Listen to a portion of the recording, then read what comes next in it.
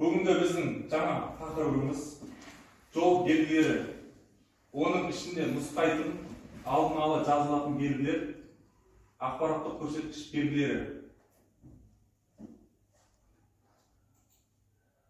Оқу мақсатымыз бүгінгі сіздермен өтілетін тақырыпқа сай нұсқайтын, алдын ала жазылатын белгілер, ақпараттық көрсеткіш белгілері туралы атап көрсету. Сабақтың мақсаты сіздерге жол белгілерінің қандай түрлері бар, қандай мағына береді, сол жайлы кішігірім тоқталып өтеміз. Жол белгілері дегеніміз, жол белгілері жол қозғалысын қабылдаған сұлба ретінде көрсетіледі. Және біз оған бағынамыз.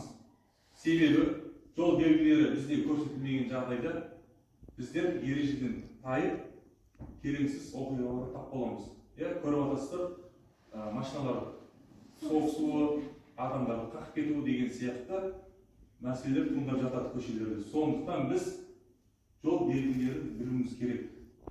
И соны сақтауымыз керек. Енді біз бүгін шамалап тапсырмаға тақырыпқа сай кішігірім тапсырмалар өтеміз. Соған байланысты сіздермен жұмыс жасаймыз.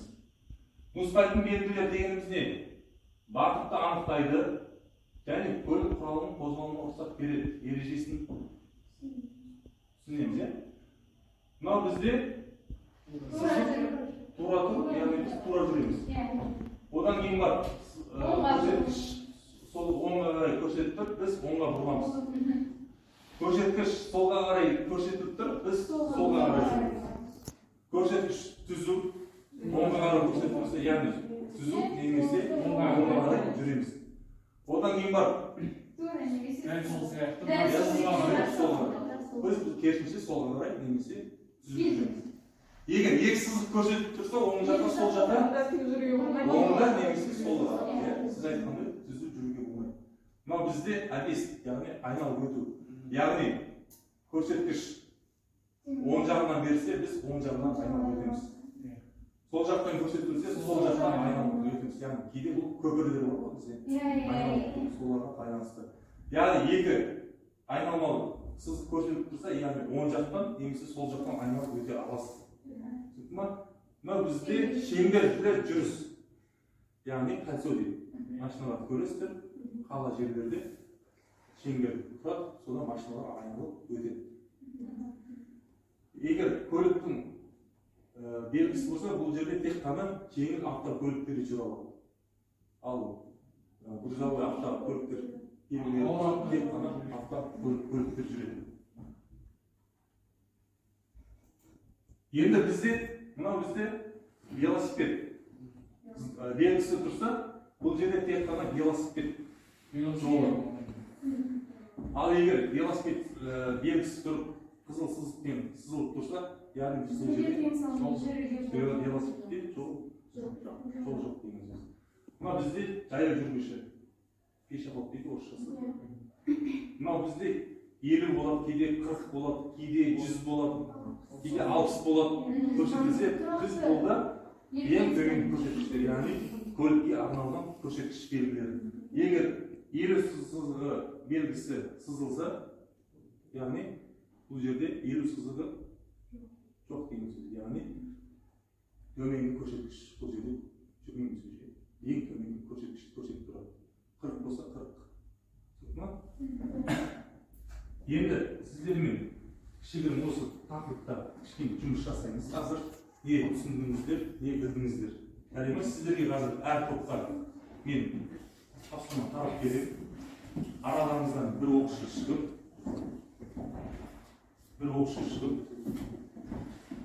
осыны қорғайсыздар.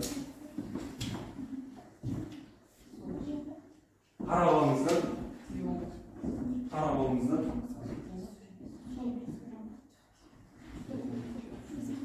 Дайынсыздар ма? Келіңіздер, ортаға шығыңыздар. Ортаға келіңіз.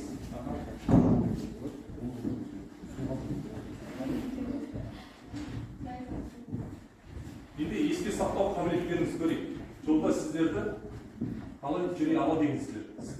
Бізге берілген таңба солға және тік берілген. Бұл жерде солға және тік жүруге болады. Оң жаққа бұруға болмайды. Жарайсыз. Менде берілген белгі бұл оңға ғана бұрылу.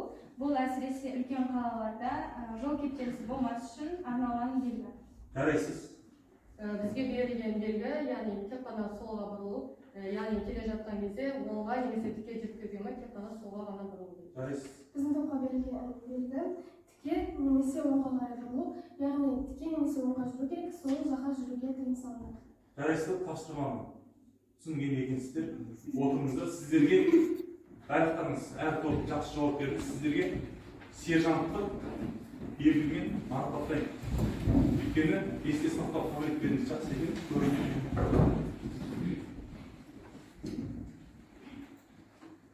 Енді бізде кішігірім сұрақ жауап. Бұл әдісіміз бізде көсемдікке ұмтылу әдісі. Енді жаңа біз белгілерді көрдік қой. Енді біз сол белгілерді көрсету арқылы енді сұрақ жауапқа жауап берейік. Бірінші сұрағымыз, жүргіншілер деген кім? Айтыңыз. Көшеде жаяу жүретін адамдар. Жарайсыз, жақсы жауап бердіңіз. Екінші сұрағымыз, қоғамдық көлікке қай жерден отырамыз? Қоғамдық көлікке біз аялдамада отырамыз. Аялдамада. Жарайсыз.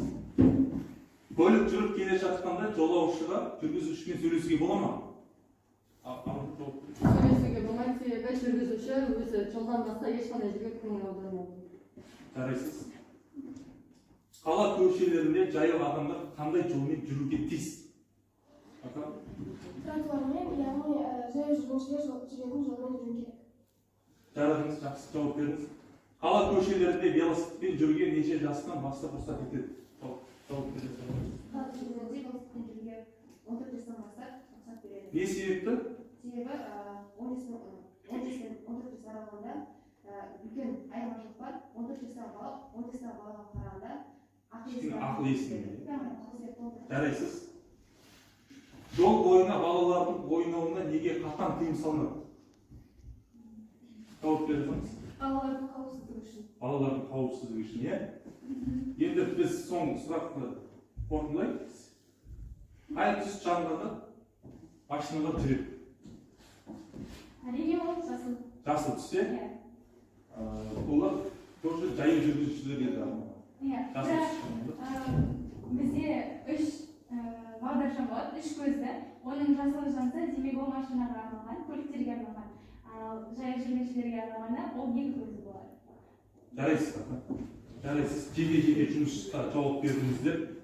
Сіздерге мен әр жақсы жауап бердіңіздер сұрақтарға. Сіздерге екі литрлік, сіздерге де әр нелеріңізге жауап бергендеріңіз үшін екі литрлік белгімен марапаттаймын. Өйткені бұл сіздердің есте сақтау қабілеттеріңізді жақсы екенін көрсетіп тұр. Бүгін сабақ көңілдеріңізден қалай түсіндіңіздер ме жол белгілері жайлы? Енді кішігірім қорытындылау енді сіздерге бүгін мен өз тарапымнан сіздерге ұсынылатын бағам, яғни әрқашан басқарма әдісі, яғни бағам бұл жерде оқушылар сіздерге қарай баспармақпен бағалайды. Яғни әрқашан күлімдеп, көңіл күй жақсы болсын деген мақсатта, әрқашан көңіліңіз жақсы болып жүрсін деген сөз. Сіздер сабаққа қатысуларыңыз жақсы болды бүгін. Жол белгілері жайлы өтті. Кішігірім, соны сіздер өздеріңіз қорғай алдыңыздар. Тапсырмада сұрақтарға да жауап бердіңіздер. Сол бойынша мен сіздерге жарайсыздар, баспармалармен сіздерді бағалаймын. Барлықтарыңызды. Енді сіздер маған бүгін сабағым сіздердің көңілдеріңізден шықты ма? Немесе шықпады ма? Мен сіздерге жақсы жол ережелерін жақсы түсіндіре алдым ба? Соны өздеріңіз маған деген бағаларыңызды беріп кетсеңіздер. Ақырт бер сабақ. Мен бүгінгі сабақта жол белгілерін дұрыс ажырата алдым. Жолда қалай жүру керек екен ережелерін түсіндіріп, маған бүгінгі сабақ қатты ұнады. Сізде? Бүгінгі берген сабағымыз бізге өте қатты ұнады. Бүгін біз жол ережелері жайлы біраз мәлімет бердік. Сонымен қатар қай жерде қалай жүру керек, қандай жасамасы велосипед әйелдер оның бәрін білді. Бүгінгі сұрауға тақырыбына рахмет. Болашақта не білдіңіз жол ережесінің мақсаты? Болашақта көлік ережелері. Көлік ережелері. Сізде? Жалпы бүгінгі сабақ барлығымызға пайдалы болды деп есептеймін. Өйткені жолда жүргенде қауіпсіз жүруіміз керек, жол белгілеріне қарап жүруіміз керек. Бүгінгі сабақта соны түсіндім. Маған бүгінгі сабақ ұнады, себебі бүгінгі сабақта мен жолда жүру ережелерін және де адам денсаулығына, өміріне қауіп төндірсін қандай ережелерді ұстану керек екенін білдім. Жарайсыз. Рахмет пікірлеріңізге. Енді сіз мынау топты бағалайсыз. Қалай бүгінгі сабақта өздерін көрсетті? Бұл топқа берер бағам орташа береді, себебі қатты белсенді болды деп айта алмаймын, және де қатты төмен деп айта алмаймын. Жарайсыз. Сіздер мынау топты қалай бағалайсыз? Бұл кісілерде сол орташа деп ойлаймын. Себебі біз қатарлы болып деп ойлаймын. Өз деңгейінде. Жақсы жүрді рахмет деп ойлаймын. Жақсы, рахмет. Сіздер мына топты қалай бағалайсыздар? Мен бұл топты орташа деп мен де солай бағалаймын, себебі қатты төмен де жауап берген жоқ, бәріміз бірдей біз қатарлы жауап бердік. Сіздер мына топты қалай бағалайсыздар? Мен ойымша барлық топтар өздерінің білетін ережелерін, өздерінің білімдерін көрсетті. Белгілі бір баға бере алмаймын, бірақ өзіме ұнады. Жақсы, рахмет. Өздеріңізді жақсы бағалар алдыңыздар.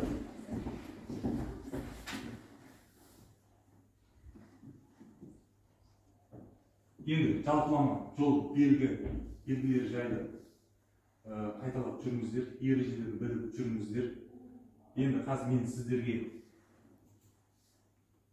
стикер тарап беремін. Бұл жерде мен бәрін түсіндім, тапсырманы бәрін орындай алдым дегендеріңіз мына жаққа алып келесіздер, тапсырасыздар, өздеріңіз ойларыңызды жазып. Мына жерге мен бәрін түсіндім, бірақ тапсырмалар қиындау болды, орындай алмадым. Мына жерде бәрін орындай алмайды дегенді өздеріңіз қойып кетесіздер. Неге смайликпен сіздерге парақ берейін өздеріңіз.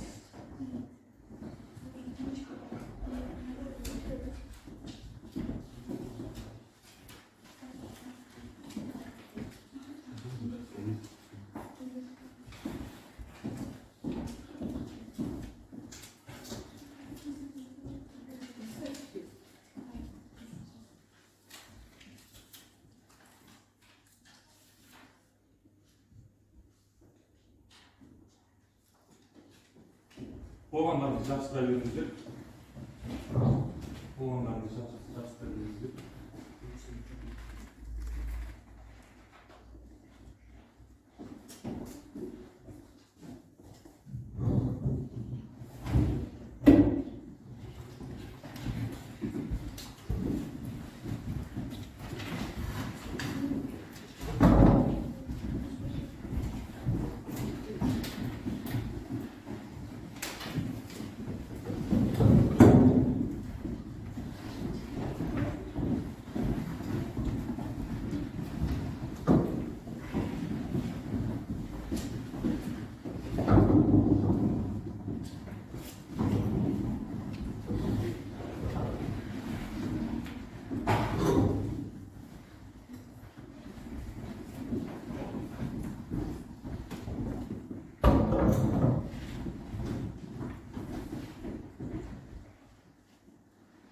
Oldu mu? Yapıştırın.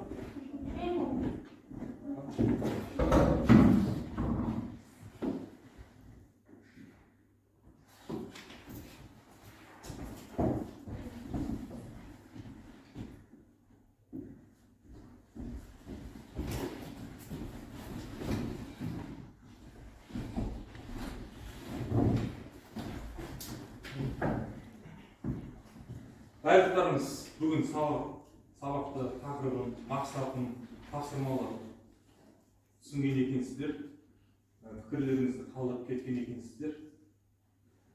Жалпы сабақ ұнады ма сіздерге? Иә. Сіздерге де рахмет.